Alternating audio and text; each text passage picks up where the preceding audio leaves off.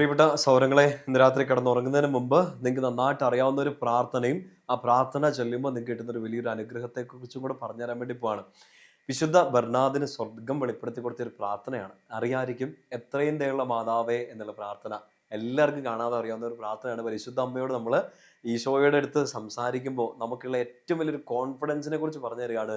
എത്രയും ദയുള്ള മാതാവേ, നിന്റെ സങ്കേതത്തിൽ ഓടി വന്ന് സഹായം തേടി മാധ്യസ്ഥ അപേക്ഷിച്ചവരിൽ ഒരുവനെയെങ്കിലും നീ ഉപേക്ഷിച്ചായി കേട്ടിട്ടില്ല എന്ന് ഓർക്കണമേ എന്ന് മെമ്മോറാറെ പ്രെയർ ആണ്. അതായത് നമുക്ക് ആ ആദ്യത്തെ സെന്റൻസിൽ തന്നെ ആ വചനം അല്ലെങ്കിൽ ആ പ്രാർത്ഥനയുടെ വാക്യം പറഞ്ഞു തരികയാണ്. മറിയത്തിന്റെ അടുത്ത് പോയി സംസാരിച്ച ഒരു കാര്യത്തിന് പോലും ആരും നിസ്സഹായരായിട്ട് സഹായം കിട്ടാതെ ആരും വെറുതെ പോകേണ്ടി വന്നിട്ടില്ല. അവർക്ക് വേണ്ടി എല്ലാം പരിശുദ്ധ അമ്മ ഈശോയോട് സംസാരിച്ചിട്ടുണ്ട്. അവർ ശക്തി നേടിയിട്ടുണ്ട്, ഉത്തരം കിട്ടിയിട്ടുണ്ടെന്ന്. പ്രത്യേകിച്ച് നമ്മുടെ പ്രതിസന്ധി ഘട്ടങ്ങളിൽ നമുക്കൊരു തീരുമാനം എടുക്കാൻ പറ്റാത്ത സമയങ്ങളിൽ, നമ്മളൊരു ആങ്സൈറ്റിയിൽ വലിയൊരു സങ്കടത്തിൽ കൂടെയൊക്കെ കടന്നു പോകുന്ന സമയത്ത് പ്രാർത്ഥിക്കാൻ പറ്റുന്ന ഏറ്റവും പവർഫുൾ ആയ പ്രാർത്ഥനകൾ ഒന്നാണിത്. വിശുദ്ധ ബെർണാഡിന് സ്വർഗം വെളിപ്പെടുത്തി കൊടുത്ത ഈ പ്രാർത്ഥന, എത്രയും ദയുള്ള മാതാവേ, പരിശുദ്ധ അമ്മയുടെ മധ്യസ്ഥം വഴി ഈശോയിലേക്ക് അത് കൊടുക്കുക. ഉത്തരം കിട്ടും. ഉത്തരം കിട്ടാതെ ആരും വെറുങ്കയോടെ പോവേണ്ടി വരില്ല എന്നാ ആ വചനം ഓർമ്മിപ്പിക്കുക. പ്രിയപ്പെട്ട സൗരങ്ങളെ, നോക്കി പ്രാർത്ഥന ചെല്ലുമ്പോൾ ഉണ്ടല്ലോ, ഇന്ന് രാത്രി കിടന്നുറങ്ങുന്നതിന് മുമ്പ് നിങ്ങൾ പ്രത്യേകിച്ച് ഇത് പ്രാർത്ഥിക്കണം. എന്തെങ്കിലുമൊക്കെ ഒരു പ്രതിസന്ധി, ഒരു ബുദ്ധിമുട്ടിലൂടെ നിങ്ങൾ കടന്നു പോവാണ്, ഒരു തീരുമാനം എടുക്കാൻ പറ്റാതെ ഇങ്ങനെ കൺഫ്യൂസ്ഡ് ആയിട്ട് നിൽക്കുകയാണ്, ഈ പ്രാർത്ഥന ഉറപ്പായിട്ടും ചെല്ലണം കേട്ടോ. ഇന്ന് എന്തെങ്കിലുമൊക്കെ നിങ്ങളോട് മധ്യസ്ഥം, അല്ലെങ്കിൽ നിങ്ങളോട് പ്രാർത്ഥന സഹായം ചോദിച്ച ആളുകളുണ്ടാവും. അവർക്ക് വേണ്ടി ഈ പ്രാർത്ഥന ചെല്ലുക. എത്രയും ദയുള്ള മാതാവേ എന്ന പ്രാർത്ഥന ചിലപ്പോൾ രണ്ടോ മൂന്നോ തവണയൊക്കെ ഒന്ന് ആവർത്തിച്ചിട്ടൊക്കെ ഒന്ന് കടക്കുന്നതും ഒക്കെ നല്ലതാണ്. എല്ലാ കാര്യങ്ങളും ചെയ്യാൻ പോകുന്നതിന് മുമ്പ്, പ്രത്യേകിച്ച് ചില തീരുമാനങ്ങൾ എടുക്കാൻ വേണ്ടി കൺഫ്യൂസ്ഡ് ആയിട്ട് നിൽക്കുന്ന സമയത്ത്, നിങ്ങൾ പരിശുദ്ധ അമ്മയുടെ ഈ ഒരു പ്രാർത്ഥന, ഈ ഒരു ഭരണാധിപന്യാളുടെ ഈ പ്രാർത്ഥന നിങ്ങൾ ചെല്ലണം. എന്നാന്നറിയോ, വലിയ അനുഗ്രഹം കിട്ടും.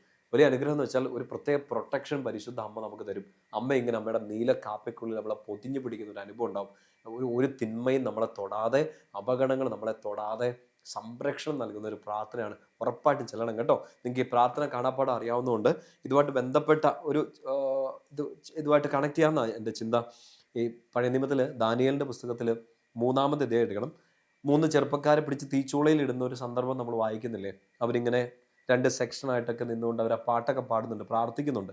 നിങ്ങൾ 3-ാമത്തെ അധ്യായത്തിൽ അതിൻ്റെ 26 മുതൽ 28 വരെയുള്ള വാക്യങ്ങൾ, നിങ്ങളത് നിങ്ങളുടെ ബൈബിളിലും ഇങ്ങനെ തന്നെയായിരിക്കും. 3 യുവാക്കളുടെ കീർത്തനം എന്ന് പറഞ്ഞിട്ട് സെപ്പറേറ്റ് ഇങ്ങനെ ഒരു വേഴ്സൊക്കെ കൊടുത്തേക്കുന്നത്.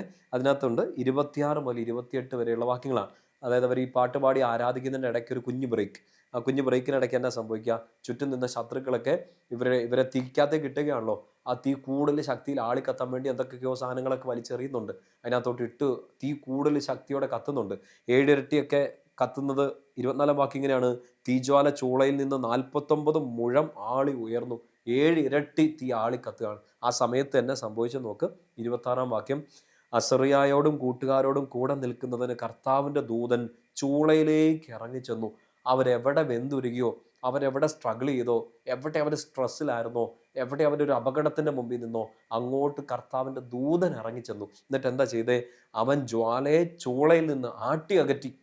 തീ ഇങ്ങനെ കത്തി എരിയുകയാണ്, 7 ഇരട്ടി. പക്ഷേ ദൂതൻ ഇറങ്ങി ചെന്നിട്ട് ആ തീജ്വാലയെ ചൂളയിൽ നിന്ന് തട്ടി അകറ്റുകയാണ്. അടുത്ത വചനം വായിക്ക്, 27: ചൂളയുടെ മധ്യഭാഗം ജലഗണങ്ങൾ നിറഞ്ഞ കാറ്റ് വീശുന്ന സ്ഥലം പോലെയായി. അതുകൊണ്ട് അഗ്നി അവരെ സ്പർശിച്ചില്ല, അത് അവരെ ഉപദ്രവിക്കുകയോ ശല്യപ്പെടുത്തുകയോ ചെയ്തില്ല. എന്ന് വെച്ചാൽ അവർ നിന്ന സ്ഥലത്ത് ദൂതൻ വന്ന തീച്ചൂളയെല്ലാം തട്ടി മാറ്റിയപ്പോൾ, തീജ്വാലയെ തട്ടി മാറ്റിയപ്പോൾ അവിടെ പിന്നെ സംഭവിച്ചെന്താണ്? മഴ പെയ്യുന്നത് പോലത്തെ ഒരു അനുഭവം. ചുറ്റും ആളി കത്തുകയാണ്, പക്ഷെ അകത്ത് തണുപ്പാണ്. ഒന്നും, ആ വചനം ശ്രദ്ധിച്ചേ, അത് അവരെ ഉപദ്രവിക്കുകയോ ശല്യപ്പെടുത്തുകയോ ചെയ്തില്ല. നോക്കെൻ്റെ പ്രിയപ്പെട്ട സ്വരങ്ങളെ, ഇന്ന് എത്രയും ദയുള്ള മാതാവേ എന്നുള്ള പ്രാർത്ഥനയെക്കുറിച്ച് പറയുമ്പോൾ ഓർക്കണം, നമുക്ക് ചുറ്റും ഇങ്ങനെ തീ കത്തുന്നുണ്ട്. 7 70 ഇരട്ടി.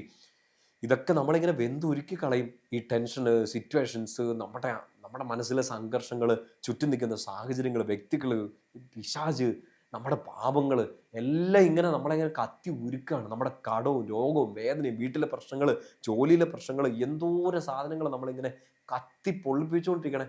പക്ഷെ ഒരു ദൂതൻ ഇറങ്ങി അസറിയായും കൂട്ടുകാരുടെയും അവരെ പൊള്ളിക്കാൻ സാധ്യതയുള്ള തീജ്വാലയെ തട്ടിയെറിഞ്ഞു എന്ന് പറയുക. നമ്മൾ എത്രയും ദയുള്ള മാതാവേ എന്ന പ്രാർത്ഥന ചെല്ലുമ്പോൾ എന്നെ സംഭവിക്കുന്നറിയോ? മറിയത്തിൻ്റെ വലിയ സാന്നിധ്യം നിങ്ങൾ ഇന്ന് പ്രാർത്ഥിച്ചോ, ഇറങ്ങി വരും. നിങ്ങളെ ഉപദ്രവിക്കാൻ ഉണ്ടാക്കിയ ആ തീജ്വാലയെല്ലാം അമ്മ തട്ടിയെറിയും. എന്നിട്ടോ മാതാവിൻ്റെ കൂടെ നിങ്ങൾ നിൽക്കുന്നുണ്ടെങ്കിൽ, പ്രത്യേകിച്ച് ഈ മെയ് മാസത്തിൻ്റെ അവസാനത്തെ ദിവസങ്ങളിൽ ഇത് ഓർത്തേക്കണം. മാതാവിൻ്റെ കൂടെ നിങ്ങൾ നിൽക്കുന്നുണ്ടെങ്കിൽ ഒരു മഴ പെയ്യുന്ന അനുഭവത്തിലൂടെ ഈ തീജ്വാലയ്ക്കിടയ്ക്ക് തണുക്കാൻ ഈശോ ഒരനുഗ്രഹം പരിശുദ്ധ അമ്മയിലൂടെ നമുക്ക് തരും. അങ്ങനെ അനുഗ്രഹങ്ങൾ ഒത്തിരി കിട്ടിയിട്ടുണ്ട്. ഒരാൾ പോലും വെറുങ്കയോടെ പോകേണ്ടി വരില്ലെന്നാണ് എത്രയും നല്ല മാതാവ് എന്ന പ്രാർത്ഥന നമ്മളെ ഓർമ്മിപ്പിക്കുന്നത്. ഒരു വചനോടെ വായിച്ചേ, 28-ാം വാക്യം. അപ്പോൾ അവർ മൂവരും ഏകകണ്ഠമായി ദൈവത്തെ സ്തുതിക്കുകയും മഹത്വപ്പെടുത്തുകയും വാഴ്ത്തുകയും ചെയ്തു. എന്ന് വെച്ചാൽ പരിശുദ്ധ അമ്മയിലൂടെ ഈശോ നമുക്ക് തന്ന എല്ലാ അനുഗ്രഹങ്ങളെയും ഓർത്ത് നമുക്ക് ഈശോയെ മഹത്വപ്പെടുത്തണം. ഒരു ദൂതൻ ചെയ്തതുപോലെ അല്ല മറിയം ചെയ്യുന്നത്. ദൂതൻ ചെയ്യുന്നതിൻ്റെ 100 ഇരട്ടിയാണ് പരിശുദ്ധ അമ്മ നമുക്ക് വേണ്ടി ചെയ്യാൻ പോകുന്നത്. മാതാവിൻ്റെ കൂട്ടുപിടിച്ചോ. എത്രയും നല്ല മാതാവ് എന്ന പ്രാർത്ഥന ചൊല്ലിക്കും. ഇന്നൊരു 3 തവണയൊക്കെ അത് പ്രാർത്ഥിച്ചിട്ട് കിടക്ക്. അച്ഛന് വേണ്ടി ഒരു എത്രയും നല്ല മാതാവ് ചൊല്ല്, ഞാൻ നിങ്ങൾക്ക് വേണ്ടിയും പ്രാർത്ഥിച്ചോളാം. വലിയ അനുഗ്രഹമാവട്ടെ. നിങ്ങളെ ഉപദ്രവിക്കാൻ ഉണ്ടാക്കിയതൊന്നും നിൽക്കില്ല. ഒരു തീജ്വാലയും നിങ്ങളെ തൊടാതെ മറിയത്തിൻ്റെ പ്രത്യേക പ്രാർത്ഥന നിങ്ങളെ പൊതിഞ്ഞു പിടിക്കും. ഈശോയുടെ സ്നേഹം നിങ്ങളെ തണുപ്പിക്കട്ടെ. ശാന്തമായിട്ട് കിടന്നുറങ്ങുക. നാളെ ഉണരുക. ശക്തിയോടെ കൃപയോടെ മുന്നോട്ട് നീങ്ങുക. നമ്മുടെ കർത്താവ് ഈശോ മിശിഹായുടെ കൃപയും പിതാവായ ദൈവത്തിൻ്റെ സ്നേഹവും പരിശുദ്ധാത്മാവിൻ്റെ സഹവാസവും കൂടി ഉണ്ടായിരിക്കട്ടെ, ഇപ്പോഴും എപ്പോഴും എന്നേക്കും. ആമേൻ. ഈശോ മിശിഹായ്ക്ക് സ്തുതിയായിരിക്കട്ടെ.